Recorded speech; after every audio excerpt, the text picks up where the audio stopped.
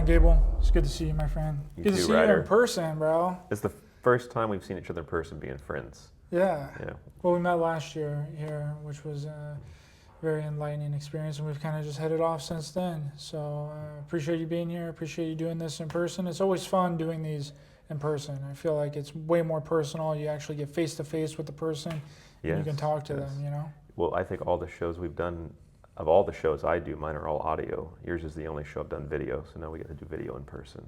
That's fun. Double, dude. Yeah. Yeah. Video on video. Video on video. Yeah, so I've been kind of wandering around and trying to get the feel for people and what they are thinking and what they believe. And I just had Andrew Collins on, and he's talking about this plasma, and that plasma may be the cause for a lot of what people are experiencing. He also brought up Jacques Vallée and what's the other guy? Carl Jung and his work, and how, you know, it's about the perception of the mind and how things have evolved. And I think people have a more grounded outlook of the phenomenon even since last year. Have you seen that kind of that grounded outlook that people are starting to have evolving the phenomenon? I've not experienced it too directly, but I know that there are a handful, speakers at Contact in the Desert, a handful, and some other people that maybe I know of, but I don't know them personally, have started to realize that it's much more than a nuts and bolts phenomenon. It's much more than something that can be confined to an abduction story, these anecdotal stories that people tell. That doesn't mean that they're not true in some capacity, right? But I think that there has been a shift in regard to the whole phenomenon, which is, when I say whole, it's a lot more than just there's a light in the sky. It's a lot more than just I was laying in bed at night and I felt like I got levitated out of my bed and maybe I lost some time. It's much more complicated than that. There's a panel this morning with a bunch of people talking about, and Clyde Lewis had asked them about, is this a scientific issue? Is this a religious issue? Is it a military issue? I think 2 or 3 out of the 6 panelists said that it's all 3. And I was hoping someone would say it's also a psychological issue, a sociological issue, a cultural issue. I mean, it's virtually an everything issue, right? Yeah. I think it encompasses virtually every field of study and fields of study that we don't even investigate much, which would, I think, include the field of plasma research, because there's very little that has been done in that field. A couple of studies here or there, a few people that have referenced it, but that's an emerging thing that I think we'll see more of in ufology in the coming years, is plasma research. I'm more interested in the psychology, the archetypes and symbols and all of that, but I think plasma is probably the future for a lot of UFO themed events. Yeah, it's like, how long can we keep going on with the same About thing? Roswell? Yeah, it's like we can't keep up on the same thing over and over and over again. There has to be some more logical and critical thinking explanations that are going to have to come to light. Now, I've been saying for a long time now that it's going to shift into USOs. Like, they're going to start talking about underwater submergible objects. And very few people listen to me, but now people are starting to talk about it now. You know, I was talking about this last year. Like, that's the direction it's going to go, because we got all this outer space stuff and all the extraterrestrials coming from. But in order to switch that and change it to something that's kind of more realistic, but also kind of out there at the same time, you know, we'll make it that they're from here, right? That they've always been here, which is another kind of that's a very common motif. Yeah. But it's similar enough to where people can jump on board with that, because they've heard that for a really long time, that they've always been here, that they've been here for thousands and thousands of years. Mr. Mulder have been here a very long time. Yeah. Take a line right from the X-Files. Yeah. Well, you know, I mean, also historically, I mean, humans, what I mean by we, humans didn't have the same kind of, let's say, water technology in the past that we do today. I mean, there were boats and maybe even some version of a submarine in some capacity in some cultures, at least a design for that or something like that. But obviously nothing like we have today. So if you weren't in those environments, then you weren't going to be picking those things up. You weren't going to be seeing them like the military picks up today, whether that's on submarines or Navy vessels. I mean, there are records. I think it was Christopher Columbus. There's a record in his diary of seeing strange lights come out of the water. So that's been recorded for several hundred years as well, USOs. No. I think you told me, you said you thought USOs were going to be a bigger thing. So we'll probably see more USO stuff. We'll probably see more plasma stuff in terms of what's coming for the future. I mean, I have that from Looking Glass technology. I know that for a fact. Oh, That's coming. how did you get that technology? Well, I got abducted. You know how I told you about that. Oh, yeah. Yeah. That'll do it, dude. Did they implant the Looking Glass technology into your head? It's right here. It's right into there, your third eye, dude. Yeah, right into the third eye. Yeah. I'm sure you want to keep this more serious. On a serious note, though, please continue. This is what happens when we get together. Yeah, I just think that it's interesting, the shift, because, you know, like back in the day, it was, you know, we all know the story of Kenneth Arnold and how he'd never seen a flying saucer. He didn't describe the shape of the craft as a flying saucer, but that took on a life of its own. It became this frenzy topic. An egregore that just developed and then pretty soon everyone was seeing flying saucers. Anything that they said, anything that they saw strange in the sky, they were like, that was a flying saucer. Even though it wasn't shaped like that, didn't look like a flying saucer. It is funny because, yeah, the way that he described what he saw is now what people began to see. So what people were seeing back after his sighting wasn't necessarily the thing he saw, which was a chevron triangular type, or several triangular type chevron craft. They're seeing after that sighting that he had, they're starting to see things that are the description of what the media said that Kenneth Arnold saw. The description of how it moved became the definition of the object itself. That's right. Which that alone, I think, is, you could write a whole book on that, I think, to really explain what the phenomenon is and where it came from, how it developed in more modern times. And that's the thing with Roswell, too, in 1947. A lot of, obviously, the ufological community is focused on Roswell. I've been to Roswell. It's a fun place. I don't have anything against it. I think it's a really fun event to go to when they have the anniversary. It's obviously good for tourism. It's part of the UFO mythos and the history. But it's also sort of, if you start there and think that that's where everything begins, then you're missing, at base minimum, you're missing Foo Fighters and ghost rockets from the previous decade and a half during World War II.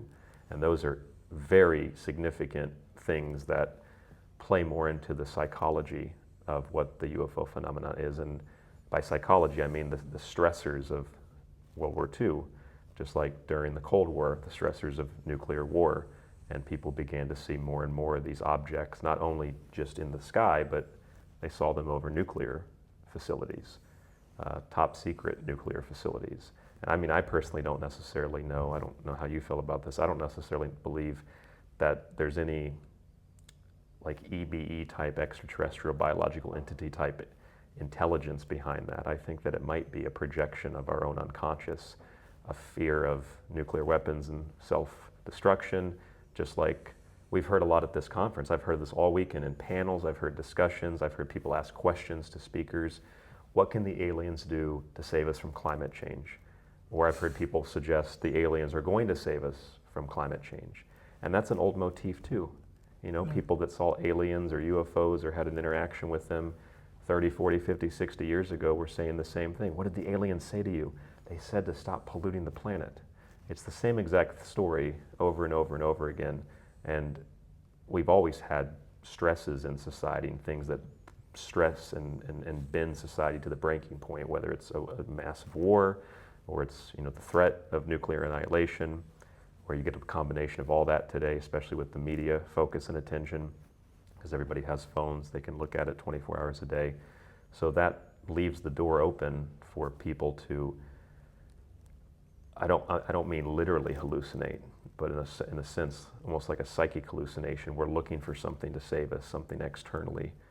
And maybe what we're seeing and witnessing in some cases, not all cases, but is sort of it's a projection of our own fears, a projection of our own desires, a projection of things that humans very much worry about. I don't know if it's really aliens that are worried about us too much. I think we're worried about ourselves, and that projects outward into the external world, and we create that.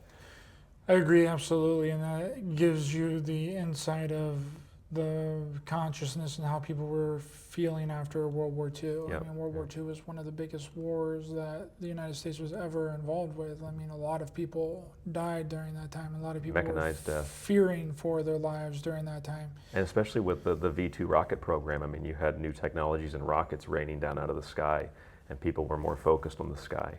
And then you look up looking for rockets or looking for things above you during war. There's new technologies, like the Germans had the it was the Messerschmitt 62, that like a fighter jet, not a propeller plane. I don't think it was mass produced, but they had this fighter jet technology, jet engine instead of a propeller plane. And that's completely different. Nobody had ever seen something like that before. I mean, that in and of itself is alien. I think that's why a lot of people say, well, the Germans must have gotten technology from the UFOs or from the aliens. And we sort of dismiss the fact that humans can develop really advanced technologies. It doesn't have to be aliens. To me, that doesn't really make a lot of sense personally, but that's a separate thing, I think. Yeah, and then we get into the Cold War, just like you mentioned, and everyone worried about nuclear war. And then we have all these sightings of, these objects over nuclear sites, and that's a self-conscious projection of people's fears over the real threat of nuclear war. If you think about it, what are those objects? Usually they're balls of light, just like Foo Fighters are big balls of light. And the balls of light traditionally are like a large, illuminated sphere. That's something that throughout all of human history has been the symbol of the human soul, or a symbol of the world soul, like in alchemical texts, alchemical treatises, things like that you find that are like illuminated manuscripts, any type of thing like that. You find references to the world soul, you find references to the human soul, and how it's this illuminated ball. Now today we call that like orbs, call it UFOs, we call it even maybe ball lightning, or St. Elmo's fire in a physics or scientific sense. Yeah. So there's definitely a physics and scientific explanation for it, but just the motif of it and the archetype of that illuminated ball being kind of like a soul or kind of like an intelligence. And it would make sense that it's not a mechanical object that's flying to a missile, like a nuclear missile silo.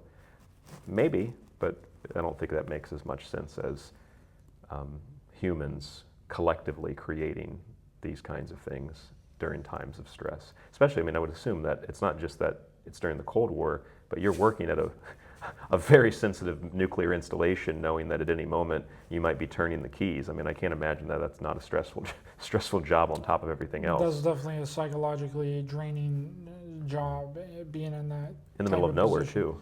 But that's the type of excuse that people use for why weren't these craft around before the 50s?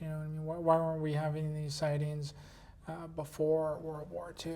And they're like, oh, well, it was because we dropped the nuclear bomb in Hiroshima and Nagasaki that the aliens from off the planet became interested in us, and they wanted to come and make sure we don't blow ourselves up, which is a sort of a plausible explanation if you believe in the extraterrestrial hypothesis. It's a pretty good excuse, right? But it doesn't really hold too much weight when you think about the psychological implications of it, the trauma of war, the trauma of everyone being on edge, the fear from the media, the fear from what's going to happen next, and what kind of other war, are we safe in our own homes? Because I'm pretty sure that back in the day they would do nuclear like in schools, duck and cover. They would be like, they would have like whole programs that was ran, and you're scaring the children, right? Get under children. Get under the kindling,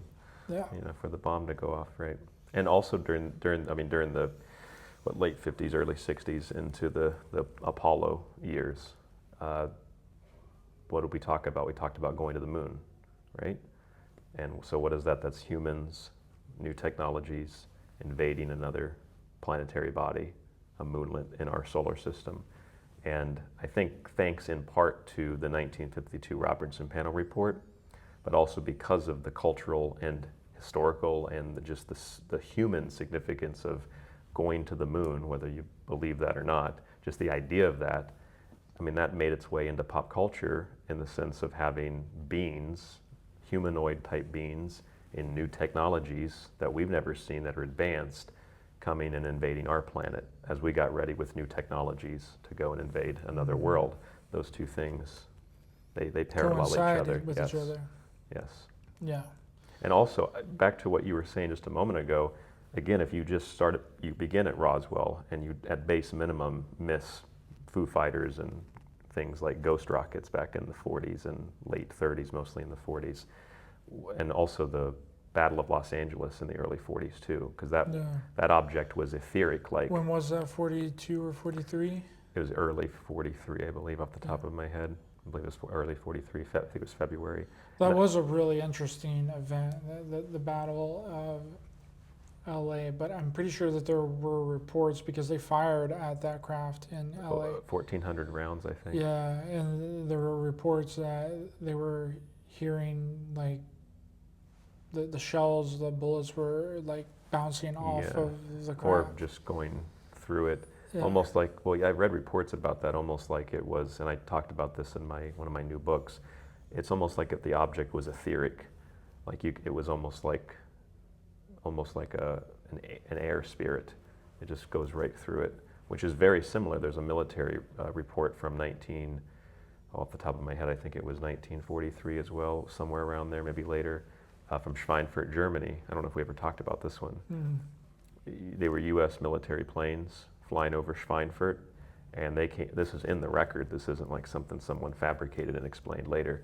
And these objects, like Foo Fighters, they come up alongside the plane, but they're disc-like craft. And this was before Kenneth Arnold, which is really weird. They were disc-type craft. Is how they kind of were explained. They called them discs in the report, and they said the plane made contact with them, and they thought the plane had made contact with another plane, Right. and they heard the metal, hit it, but it didn't do any damage to the plane. And when they looked out to see what happened, there was nothing there. It was almost like the way they described it was the plane basically flew through this etheric-like object, and that was around the same time as what was happening in California. I mean, I've thought about it. I don't seriously think about it like this, but just kind of playing with the idea. It almost seems like from the early 40s onward, the idea of these illuminated balls or the idea of these flying disc type craft, even before Kenneth Arnold, they're etheric. It's in the mind. They're on battlefields. I mean, LA wasn't a battlefield, but we were afraid the Japanese were going to invade, and Japan actually did attack the United States, not just Pearl Harbor. There was one mainland attack. It was a submarine and an oil refinery in California. It caused only a few $100s in damage. So the Americans we were very afraid that the Japanese were going to attack California. So there was people thought that's what was happening, and the Japanese denied that they had any involvement in the Battle of Los Angeles. But it's almost like these things were etheric, and the more we stressed and worried about what was happening in the skies, they began to manifest more, and then we get Roswell, and then they begin to get more solid, and then we get a lot more abduction cases. It's almost like we've kind of literally brought this phenomenon into physical manifestation, physical existence. Did the Battle of LA happen before or after the United States entered into World War II? Because the United States entered in late in the war, right? Late in the war, much later in the war. When did they come in? 42? I believe the Battle of Los Angeles was after we entered into the war, because we were afraid that the Japanese were going to invade. We'd already declared war, I believe. That's interesting then, because it would have been really interesting if we didn't enter into the war until after the battle. Yeah. The aliens were trying to get us involved in the battle, Ryder. Well, because then that leads credence to the people that say, "Oh well, we entered the war on the pretenses that we knew that Germany had some form of advanced aerial craft or whatever, that they had American spies over there in Germany during World War II, and they were reporting back what they were seeing."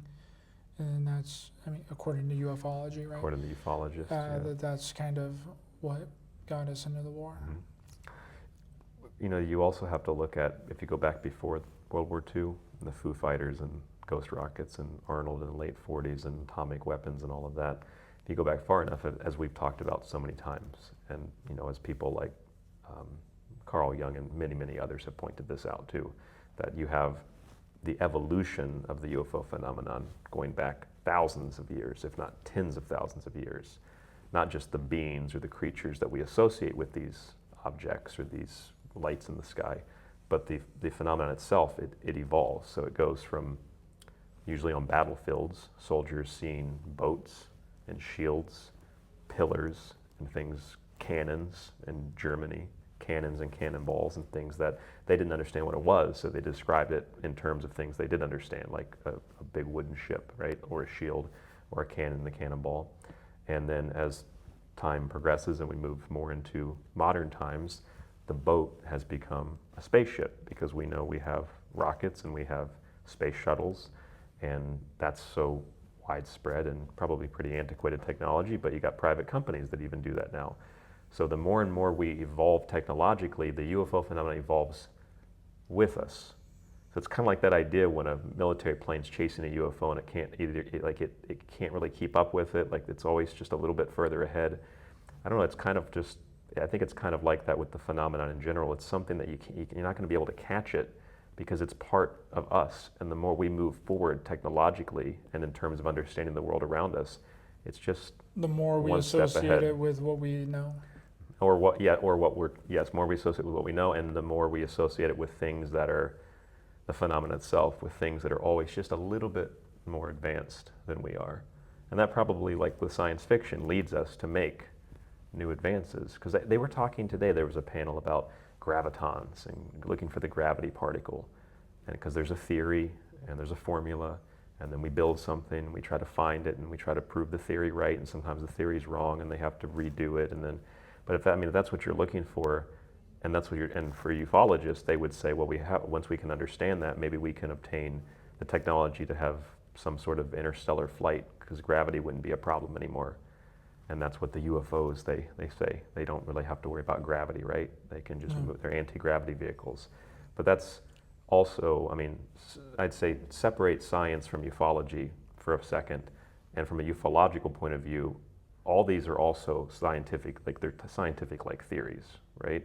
It's like, well, the UFOs must be anti-gravity. Why do you think that? Well, because you heard 1,000 Discovery Channel, History Channel, and all these other TV shows and documentaries say it must be anti-gravity, or they have inertia cancelers. Remember, that was a really big thing. No. Inertia cancelers. And then we start to develop this idea that maybe if we develop that kind of technology, then we'll finally understand what these things are. But it's all coming from the human mind, I don't think, not an alien mind. I agree with that 100%. And that's what we really need to, it's important to have these types of conversations, because we can't just narrow the whole phenomenon down to like one specific thing. But that also is a trap as well, and also why the community is really fragmented, because everyone has their own thoughts and their own ideas about what the phenomenon is, and then that creates this fracturing effect. You have all the conscious people and the spiritual and the new age people think that it's a spiritual phenomenon. You have another group that thinks that it's extraterrestrials. You have a group that thinks that it's crypto-terrestrials. You got people think that it's an ancient civilization that's been here on the planet for a long time, that it's the Atlanteans. You have another group of people think that it's all the military, and it's all the fracturing doesn't really move the conversation forward. Stagnates it. Yeah, it brings it to like a complete standstill, because people are just bickering and arguing within the group. It's like what Bill Cooper was talking about in his conference in 1987, the MUFON conference. He was like, the community is its own worst enemy. And you can apply that same topic and that same statement to all of the communities. Any of it. Any truther community, conspiracy community, I've seen that ufology. In the Bigfoot community. There's people that are Bigfoot's interdimensional. No, Bigfoot's just a spiritual apparition. No, Bigfoot's a physical hairy monster. And there's little communities that, it's okay to have theories and it's okay to discuss them, but it's not okay to get stuck in that echo chamber. Yeah, and I feel like that's what it's really done. It's not even about bringing new knowledge or new thoughts or new ideas, because normally when people have a new thought or a new idea, it gets like squashed really quickly. Like people come down on it hard, because the people that pave the way for other people are normally bashed in the beginning. And they're like, oh, you're wrong. You don't know what you're talking about. I've done so much more research, Ryan. You got to listen to William Tompkins and Bob Dean if you want to know the real truth. And I've heard that kind of thing so many times. Yeah, it's a recurring thing over and over again. And it's unfortunate because everything should be accepted to a certain degree, but everyone has their own really confirmed ideologies. Like, I have no problem listening to someone that thinks that extraterrestrials are real. That doesn't mean that I'm not going to say my thoughts, opinions, and beliefs on it. They have the right to believe whatever they want to believe. I think it's also difficult because we all think a little bit differently, and that's what makes humans unique. And we are all good at certain things and not good at other things. And we have to work at certain things and other things. Even if we work at them, we're still not good at them. Is that if you try to explain, like I've tried to explain, I'm not like a genius. I'm just someone who can read books, and I read books and I learn things. And I just, the idea of the oldest flying saucer is not back in the 1940s. It's 4, 5, 10, who knows how many thousands of years old. It's the sun. It's a disk, flies through the sky, and every day, or in the evening, it crashes. It crashes in the land of shadow. That was the Egyptian story of Ra's sun boat, or in Japan, Amaterasu's, her, I don't know if they ever called it a boat, but she was the personification of the sun, and the sun would rise, and then it would crash.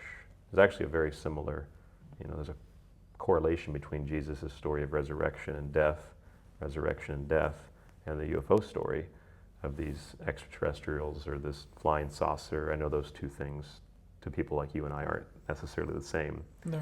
But a flying saucer, a flying disc, and then crashing, and then we recover the bodies, like Christ's body, and then we create this whole narrative around it.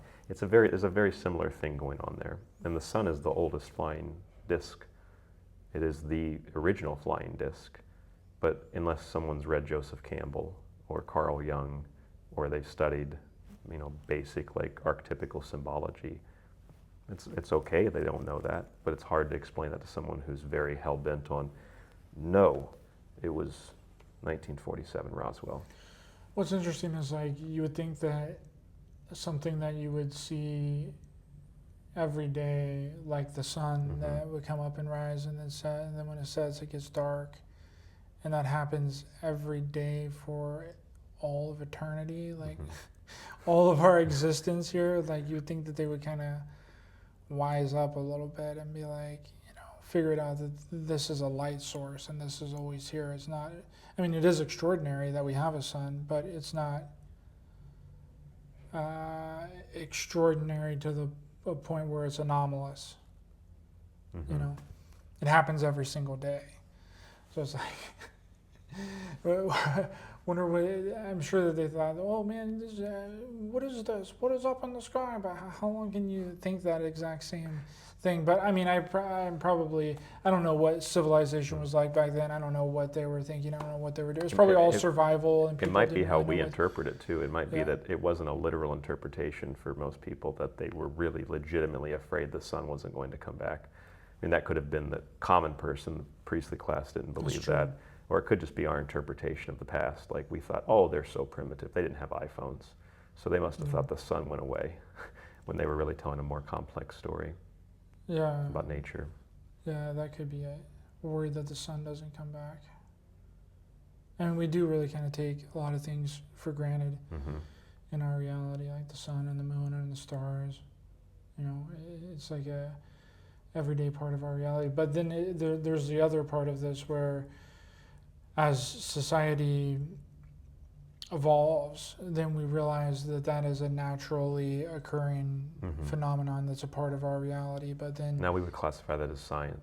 Yeah, exactly. It's a scientific discovery. So I don't think that anything else that may actually be anomalous won't be able to be explained That's what it really Yeah. means. That's what we're talking about here, is that the things that we see now are going to be explained at some point in the future, just like the people that was calling the sun a disk and thinking that it was like a craft or whatever it is that they thought Both. is later on explained by science and a natural occurring phenomena. Yeah, but then again, you also get NASA, who, well, when we had the eclipse a few months ago in 2024, you had NASA quite literally reenacting an old Egyptian ritual where they would fire projectiles at the sun during an eclipse to prevent the serpent Apep from consuming it.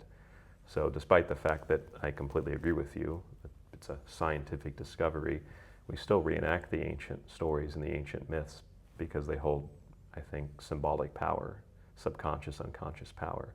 It affects people that are performing those rituals, as much, maybe more, but as much at least as it does the common person. Whether you've ever heard of Apep or any of these myths, they're so embedded in culture, they're so embedded in the psyche, and probably your genetics. Like, it's the very basis of what makes us human, generation after generation after generation of the same stories and the same, and living in the same environments. It's probably embedded right in your DNA to some extent. Yeah, ancestral. Like a memory. DNA. Yeah. And there's also, there are so many different ways, like you said, we alluded to earlier, to break down the UFO subject, to break down, or now the UAP subject. Everybody wants to either control the narrative, like the Vatican wants to control the narrative, and they want to, well, years ago they said they'd baptize an alien. Now the Vatican is basically saying that, the door's open for this kind of life to exist. You've got the US federal government sort of playing every side of, they're taking every angle, but sort of using the same playbook as we discussed back from the 1940s and 1950s. It's kind of the same answers we got back then that we're getting today. And then you have, more, I think, powerful citizen groups and movements that are doing their own investigation into it. Like, you have all these different people that want to control the narrative. Even within ufology, you have, again, the spiritualist type people, the mechanical physics type people, and everybody goes at each other and argues over what the narrative is. Or you involve politics in it, right? And what are the aliens going to do about climate change? You think the aliens, how do we deal with racism with aliens, Yeah, that kind and it's funny, but that's true. There's some people that really think like, well, what if the aliens are white? What if they're black? What if they're green? Would that not kind of end racism though? Like, what if they are green? What if they come down and they're green? Like, I don't know. Maybe, what was that movie, District 9, where the aliens were sort of discriminated against and kept in that ghetto? That's exactly what we would do too. It's probably what we would do too. Yeah, so it's white people's fault, so we quarantine the aliens. Yeah. Yeah. Crucify them and put them in the crappy neighborhood. Yeah, Ridicule them. Well, there was one little thing we were talking about yesterday that I think is probably relevant to this. I was reading this old, it was published in the 70s, this old book. I showed it to you. It was just like a history of magic or occultism. And the guy that wrote the book he had a brief overview of like supernatural beings. And he was talking about fairies, and he was talking about elves and different creatures, characters, deities from all over the world, and the comparisons between them in the Hindu religion or in Christianity, call them demons or whatever. But he was talking about how elves and fairies, they always have green skin, right? Or they always have green clothing. But I didn't know this about elves. In the tradition, elves, not only are they good with technology, which like the machine elves with DMT, I knew that, but I didn't know that elves in the lore actually have a cosmic origin, according to this particular book. And it's an older book, has nothing to do with UFOs. So I was thinking, well, you've got these little green men that are really good with machines that come from the cosmos. And this is I don't know how old those stories are, 400, 500, 1,000 years old. That's pretty similar to how we view the same kind of thing today, the subject today. No. And the whole idea of even like demons and angels and all that, that's also evolved over time too, because that's kind of like a comical thing that people argue about. Demons, are they demons or are they aliens? Are they aliens or are they demons? Maybe they're the same thing, maybe they're not the same thing, maybe they're two different things. But really, like our idea of supernatural beings has changed over time too. Like these creatures from some other place, maybe the demons came up from hell. Now it's like some sort of reptilian alien that wants to torture us and eat us. And the Pleiadians are these tall, beautiful, white, angelic-like beings that are here to save us. they're here to save us, right? And you can go to holy sites too, like Roswell's a holy site. You can venture there and take a pilgrimage. Holy books, nothing against people like Von Daniken or Sitchin, but those are holy books that you're not allowed to question. It's blasphemous to question those books. There are, I would say, UFO saints. There are people in the UFO community that you're not allowed to question.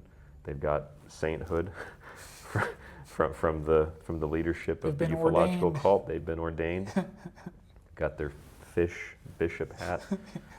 So there's a correlation there too. I mean, there's a religious element that I wouldn't say it's turned into. I think it's always been that, especially as you know better than I do, all the different UFO cults, they pull heavily from that lore. Absolutely, they do. And they regurgitate, whether they know it or not, they have taken a lot of the talking points and a lot of the ideas from those UFO cults and turned it into their own. And that's something that not a lot of people know about either. That's why I did that series, UFO Doomsday Cults, was to let people know their ideology and their thought process and where a lot of this stuff comes from. Because you can go back and study all those UFO cults and you can see that almost all those talking points are the same talking points that people use today. Mm-hmm. I mean, even like love and light. You hear love and light a lot. That's not a new thing. It's been around for a very, very long time. A lot of the talking points, you're right, same talking points over and over again. We just might interpret them or apply them differently. Just like with whatever we're seeing 1,000 years ago in the sky, we might call it a boat. Now today we call it a spaceship, and who knows what we'll call it in 1,000 years. It's just like the Bible, right? Like you can open up the Bible and you can find something that somehow relates to what you're going through in this exact moment. And Right. God helped you to find that passage Yeah, by opening it, Showed it performing to some you. bibliomancy. yeah. Yeah. You could probably do that with some alien UFO books, right? What do the aliens want me to know? Right there. They're going to save us from climate change. Please, aliens, please. Save us from climate change. Astar Galactic Command, save us. Ryan, thanks, brother. You got it, Appreciate Ryder. you. Thank Fun you. conversation. Let people know where they can find you online. Yep, thesecretteachings.info. That's www.thesecretteachings.info. I've got plenty of books, my radio show Monday through Friday, and the archive is also on the website. And of course, I'm on this guy's show quite a bit. Thank you, Ryder. Thank you, guys. Thank you, Ryan. The information to Ryan's information will be in the description of this video. Please go over there and check that out. Ryan is a very down-to-earth, amazing guy that puts out a lot of content. He's doing things every single day, puts a lot of work into what he does. So please go over there and support him and check out his books as well. And please be sure to hit the thumbs up button to help the channel and the algorithms. Share, subscribe, hit the bell icon as well, because we're going to be pumping out some more interviews this week from Contact in the Desert. See you guys next time.